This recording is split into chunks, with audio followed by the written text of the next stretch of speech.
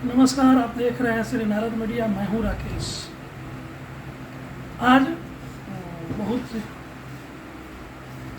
महत्वपूर्ण दिन है कि एक व्यक्ति जहां आज हम पूरा विश्व जिस मिट्टी पर हम बसे हैं, जिसे हम हमारे देश में धरती माँ कहा जाता है, उस मिट्टी को अधिक से अधिक हम पैदावार पैदा करने के लिए हम रासायनिक खाद का प्रयोग कर रहे हैं, जिससे हम तो अन्न का उत्पादन तो कर रहे हैं, लेकिन कहीं ना कहीं कमज़ोर हो रहा है।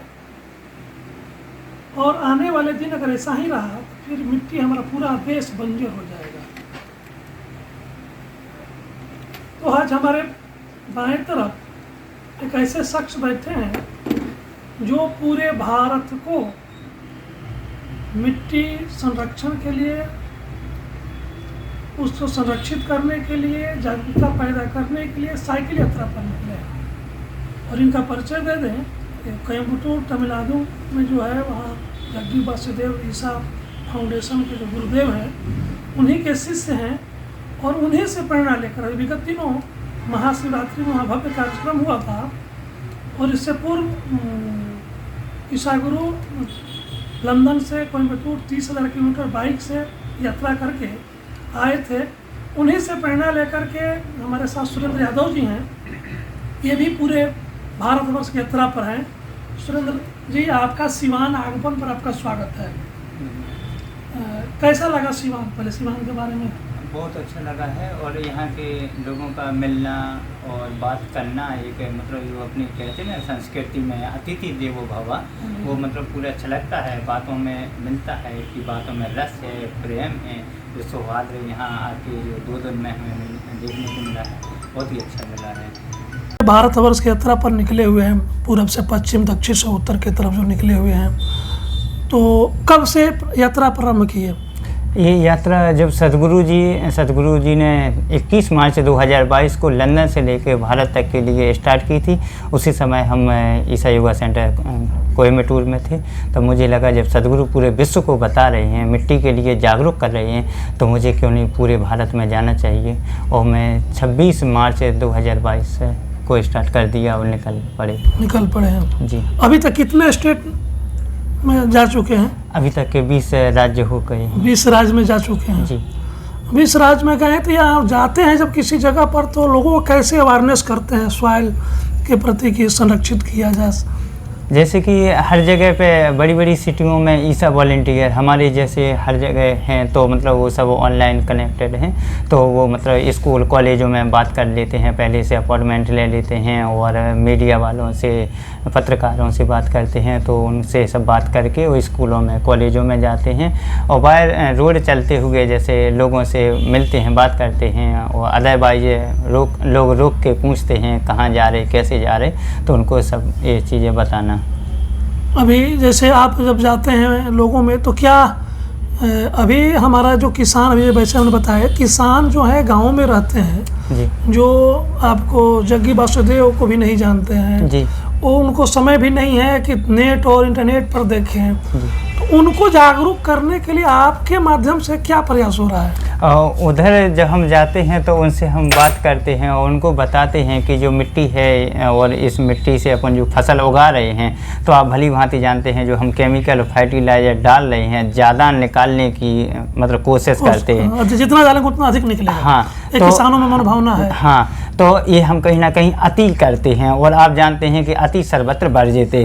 तो कहीं ना कहीं आप अगर आज ज़्यादा लाभ के चक्कर में इस मिट्टी में अगर ज़्यादा केमिकल फर्टिलाइजर डालेंगे, पेड़ों की कटाई करेंगे, तो अब सोचिए अभी अगर धन इकट्ठा करके बच्चों को दे देंगे, ये धन कितने समय तक के चलेगा, और मिट्टी नहीं रहेगी तो बच्चे खाना कहाँ से खाएंगे।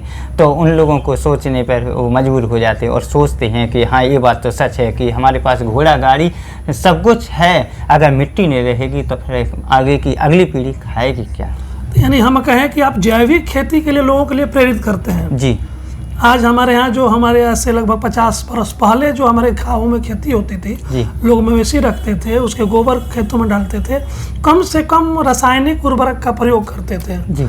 लेकिन आज हम अपना कल्चर भूल गए हैं, हमने मशीन का विकास कर लिया, हम मवेशी रखना छोड़ दिए और हम DAP, पोटास आदि कोई अलग अलग रासायनिक खाद डाल रहे हैं। तो जैविक खेती के लिए के बारे में आप किसानों को कैसे बताते हैं कि अब कैसे रासायनिक बदला में क्या प्रयोग करें? उनको सीधी सी बात बताते हैं कि जैसे कि हमें कुछ भी केमिकल है, अगर जैसे आप मान लो कि सब्जियां उगा रहे हैं या सब्जियां केमिकल से पका रहे हैं, मोटा मोटा एक एग्जाम्पल के तौर पे कि जैसे केले आते हैं मार्केट में पूरा कच्चा आता है, जी। उसको रात में केमिकल में भिगो के रख देते हैं, सुबह एकदम चमकदार पक जाता है। अब बताओ वो केमिकल से पका हुआ, क्या उसमें केले में वो केमिकल नहीं जाएगा क्या?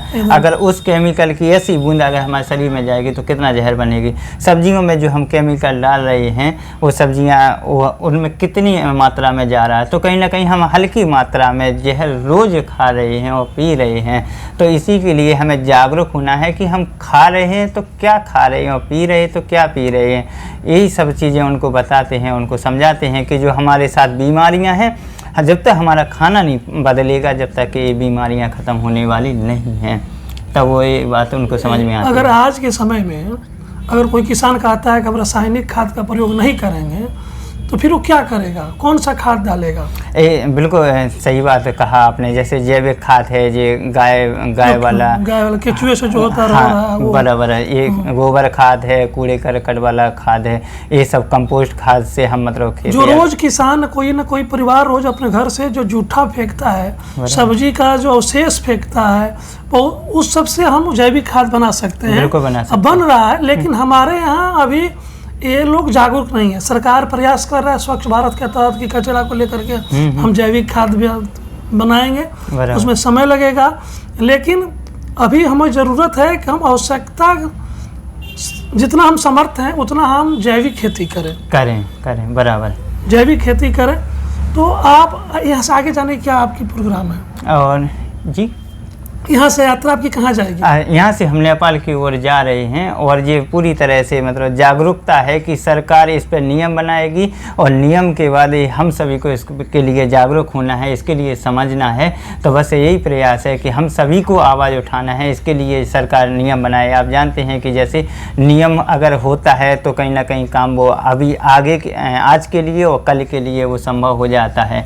एक उदाहरण के तौर पर जैसे आप देखते हैं कि एक हेलमेट लगाने पर नियम है, अगर हेलमेट नहीं लगाया तो बाइक चलाते हैं तो हेलमेट लगाना है, और हेलमेट नहीं लगाया तो आपका फाइन होगा। तो सबसे ज़्यादा फाइन के ही डर से मतलब लोग हेलमेट लगाते हैं।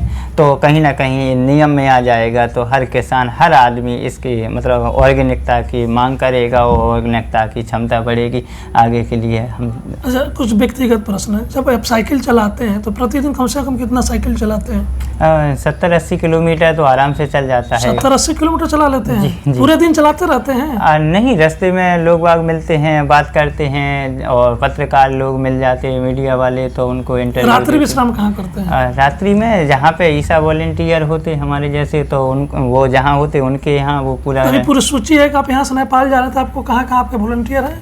हाँ, जहाँ जहाँ वो हैं तो वहाँ रुकना होता है, जहाँ नहीं होते हैं तो मंदिर, बस स्टॉप, गुरुद्वारा, फुटपाथ, कहीं भी, मतलब उसके लिए कोई परेशानी। खाना आपने नहीं बनाना है? नहीं, खाना नहीं बना। अपने किसी वॉलंटियर के पास खाना है, चाहे जो कोई खिला दे, वहाँ खा लेना है।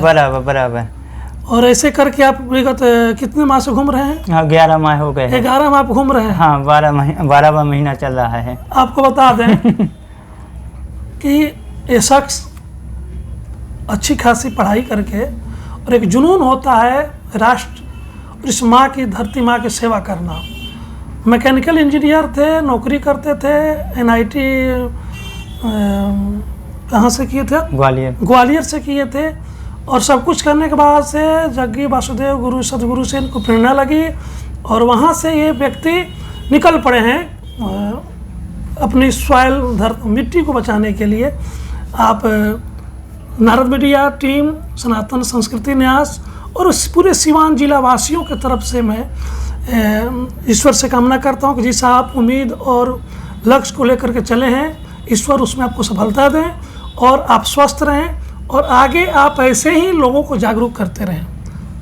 अरे हाँ, आपका बहुत बहुत धन्यवाद और बिहार का बहुत बहुत धन्यवाद। बिहार की धरती ने बहुत से दिव्य पुरुषों को जन्म दिया है, तो हम बहुत बहुत आपके आभारी हैं और हम खुश हैं। और हमारी जो भारत की धरती है वो वसुधैव कुटुंबकम का पाठ पढ़ाने वाली है, इसलिए अभी तक के ना कोई परेशानी हुई ना कोई शिकायत है। बस जागरूक करना है, जैसे हम जागरूक हुए ऐसे हमारे भारत का पूरा बच्चा भारत का ही नहीं अपितु पूरा विश्व का बच्चा जागरूक होना चाहिए। उसको अपने जीवन के बारे में पता होना चाहिए। जिस लक्ष्य का हम लेके चलते हैं हर रोज़, आप जानते हैं कि आज का यूथ मतलब रास्ता बदल गया या भटक गया है, तो उसको रास्ते पे आने के लिए आज जो सदगुरु ने जो कदम उठाए हैं, तो उसको हमें समझना है कि ये सेफ सॉइल मूवमेंट है क्या, आखिर पूरा कॉन्शियस प्लानिट पूरी धरती को पूरी पृथ्वी को जागरूक करने के लिए है। इसलिए आप सबका बहुत बहुत धन्यवाद।